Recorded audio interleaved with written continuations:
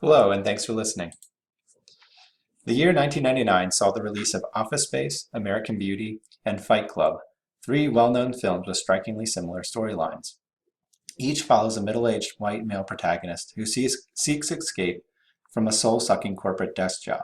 The backdrop against which each story unfolds is an office environment featuring the exact same elements: monotonous cubicles, even fluorescent lighting, and endless acoustical panel ceilings. The consistency of these images suggests a specific cultural currency for this type of architectural space at the turn of the millennium. This paper will focus on one of the building components setting the scene in these films: the standard acoustical panel ceiling, developed in the late 1950s and still installed widely today. Since its inception, there has been a significant shift in architectural discourse on the acoustical panel ceiling, from a revolutionary material as a symbol of modernity and progress to a common signifier of the insipid environment depicted in these films less than 50 years later. Before I go further, I'd like to note that I'm specifically using the term acoustical panel ceilings, which I'll refer to as APCs, because it's the generic term used in Master Spec, section 095113. The APC developed as a specific type of suspended ceiling in the 1950s and has been used extensively for the last 60 to 70 years. In particular, I'm focusing on the most common form of APC still being used today. The standard APC system is composed of either 2x2 or 2-foot by 4-foot modular acoustical panels, typically made of either mineral fiber or fiberglass with a fissured surface, and a metal suspension system to hang it from the floor or roof structure above. Today, I will highlight part of the APC's history as a story of exciting potential that ultimately resulted in the disappointment of unmet expectations. Our familiarity with the APC obscures its innovative beginnings. Rainer Banham, in his exploration of the integration of mechanical systems in architecture, proclaimed the suspended ceiling as a truly revolutionary development, referring to it as a, quote, multi-purpose membrane of concealed power, end quote. This membrane was able to integrate new building technology in a single armature for delivering conditioned air, lighting, fire protection, and acoustic absorption.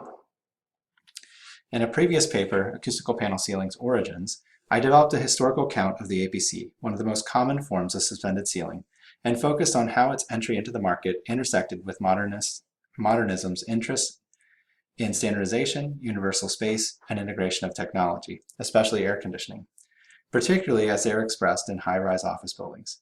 In this part of the APC story, we can see how its emergence was driven by the confluence of specific theoretical, historical, and technical developments.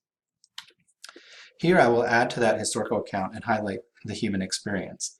The flexibility offered by the suspended ceiling was seen as a way to humanize the office environment and to be competitive in attracting employees in a strong post-war economy. In architecture magazines of the time, acoustical tile ceilings were notably included in descriptions of spaces planned for workers' welfare, with more cheerful surroundings, spaces that ultimately were believed to lead to improved efficiency.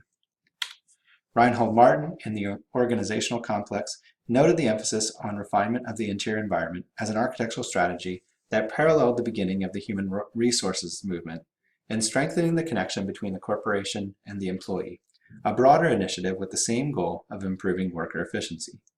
In the APC, there's a conceptual confluence between an industrialized product, itself a refinement of efficiency in manufacturing processes, and its use in spurring efficiency through the creation of an environment for work. Within this context, the demand for the suspended ceiling, especially in high-rise office buildings, led to the Armstrong Cork Company unveiling their acoustical FireGuard product in 1960. The new product was vividly rendered in advertisements by Helmut Jacobi, a well-known architectural renderer of the time. Jacobi's distinctive style gave significant disciplinary weight to the product. The acoustical FireGuard product was essentially the standard 2x2 and 2x4 lay-in suspended ceilings, still widely used today. Armstrong's company history identifies the introduction of this product as, quote, the most important event in commercial ceilings history, end quote, propelling the company to overnight recognition as the industry leader. Refining an existing product line, this product was the first acoustical ceiling to provide a UL rating for fire resistance, while integrating building services, offering flexibility, and improving the interior environment. Maybe most importantly, the APC promised to do all of this cheaply, quickly, simply, and beautifully, while requiring little maintenance. High-rise office culture helped generate the conditions under which the APC developed and thrived. Demand for acoustical suspended ceilings grew quickly.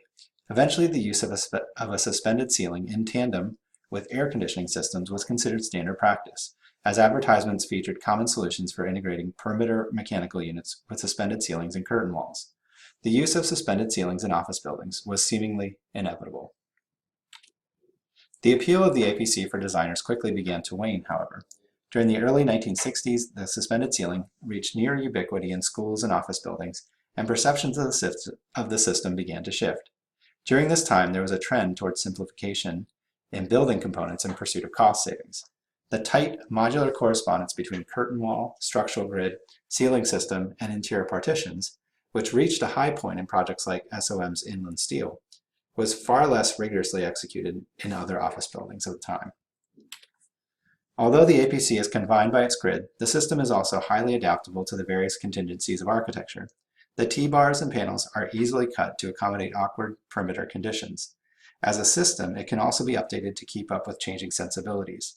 Armstrong's offerings in the 1970s and 1980s tended to de-emphasize the grid and add new patterns, decoration, and even color to their product offerings, a trend that echoed the aesthetic interests of postmodernism.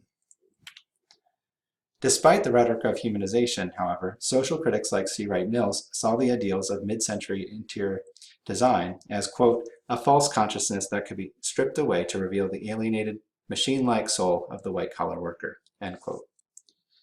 In assessing its impact decades later, Rem Koolhaas describes this condition as typical plan, quote, zero-degree architecture stripped of all traces of uniqueness and specificity, end quote.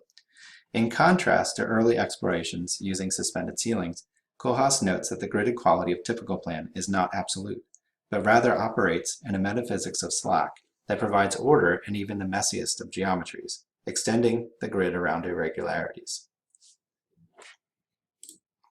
Doan Scafidio's Overexposed in 1995 highlighted the mundane nature of the everyday office environment using a key mid-century example, SOM's Pepsi-Cola headquarters. Through his emotionless delivery, the narrator describes the mundane activity witnessed within, visually constrained by the frame in the film, while the actions are also clearly constrained by the logic of its organizational complex within. Ultimately, the installation is an evaluation of modernism's use of glass, between the theorized promise of the new material and its reality as installed. The Elements of Architecture publication accompanying the 2014 Venice Biennale exhibition observed this same tension in the suspended ceiling. Quote, like the office cubicle, the false ceiling starts out as an ennobling and democratic innovation, before being reviled as symbols of bland conformity, end quote. By the end of the 20th century, the APC was firmly entrenched in the American collective imagination as a symbol of alienation. These three films rely on the cultural significance of the APC to set a similar scene in which a white-collar worker confronts his manager to overcome the oppression of his condition. In early scenes for each film, we meet the middle-aged white male protagonist in his work environment, a pure expression of typical plan. Floors, walls, ceiling, and cubicles are rendered in neutral grays and whites, with filters applied that cast an alienating glow on the scene. A world of TPS reports, copies, and phone calls.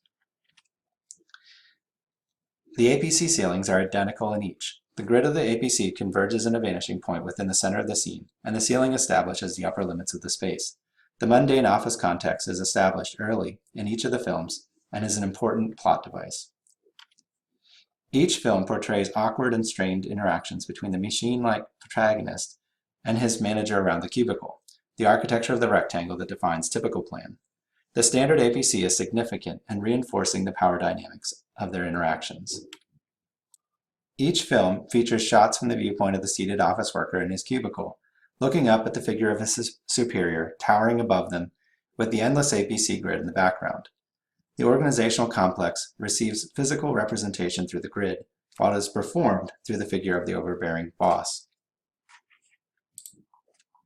Although each story continues in very different directions and toward different ends, each of the main characters experiences conflict that begins to shift the power balance in the office, on the path toward their liberation from it. In leveling the view in all three scenes, the previous effect of the APC is less significant. As the APC is the signifier of the oppressive office environment, Each character's relationship to the ceiling plane reflects his progress toward liberation. Ultimately, each character breaks free from the constraints of their office. This relationship is perhaps most poignant in the incomplete APC grid hanging in the final scenes of Fight Club. Hand in hand, Tyler and Marla watch as Project Mayhem decisively overcomes the false consciousness by imploding the office buildings that sustain it. While selection of these three films to examine the cultural meaning of APCs might seem arbitrary, the cultural moment represented by these films is significant because it suggests a fleeting moment of particular resonance and alignment with architectural discourse's own orientation towards the APC. After its low point in these films, shows like Mad Men and The Office featured the APC in a much more positive light, nostalgic and romanticized in the former, and humorous in the latter. The discipline, however, seems to be completely uninterested in romanticizing the APC. Meanwhile, the APC continues to be specified in practice, cheaply and easily adapted to the various contingencies of architecture, mutable and field modifications to address oversights in design and construction, lack of coordination and construction tolerances, and adaptable to the vicissitudes of taste and preference. Thank you.